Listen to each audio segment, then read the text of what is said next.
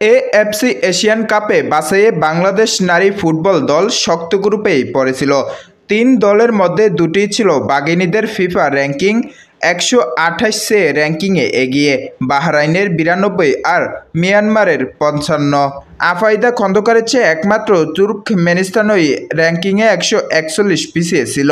তাদের গতকাল ৭-০ গোলে উড়িয়ে দিয়েছে লাল সবুজের প্রতিনিধিরা। হারিয়েছিল অন্য দুই গ্রুপ সঙ্গীকেও, বাহরাইনকে ৭-০ গোলে ও মিয়ানমারকে ২-১ গোলে। সি গ্রুপের বাছাই পর্ব অনুষ্ঠিত হয়েছিল মিয়ানমারের মাটিতে।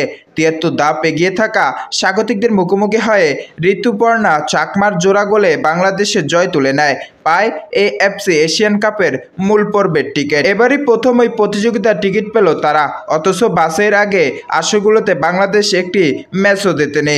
আগামী বছরের ম্যাচ অস্ট্রেলিয়া ১২ দল নিয়ে অনুষ্ঠিত হবে এএফসি নারী এশিয়ান কাপের ২১তম আসর, যার মধ্যে এখন পর্যন্ত ১১ দল তাদের টিকিট নিশ্চিত করেছে। দলগুলো হলো স্বাগতিক অস্ট্রেলিয়া, চীন, দক্ষিণ Korea, Japan, Bangladesh, Philippines, Vietnam, Bharat, Chinese Taipei, উত্তর কোরিয়া ও উজবেকিস্তান। এই গ্রুপে বাছাই পর্ব এখনও শুরু হয়নি।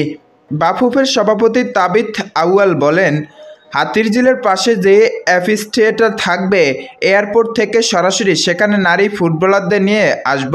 যার সমর্থন দিতে চান বা তাদের কথা শুনতে চান, সেখান থেকে শুনতে পাবেন।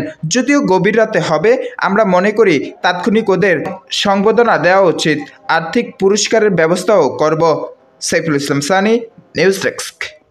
আসসালামু আলাইকুম। আজকের এই স্পোর্টস নিউজটি যদি ভালো লেগে থাকে অবশ্যই আমাদের চ্যানেলটি সাবস্ক্রাইব করে আমাদের পাশেই থাকবেন। আর একটা কথা সবসময় মাথায় রাখবেন, আমাদের চ্যানেলটি সাবস্ক্রাইব করার পরে পাশে থাকা যে বেল আইকনটি আছে সেটা অবশ্যই অল করে দিবেন, কারণ নিত্য নতুন যখন আমরা আপডেটগুলো দেব তখন কিন্তু আপনাদের কাছে নোটিফিকেশনগুলো চলে যাবে, তখন কিন্তু আপনারা আপডেটগুলোর সাথে সাথে পেয়ে যাবেন।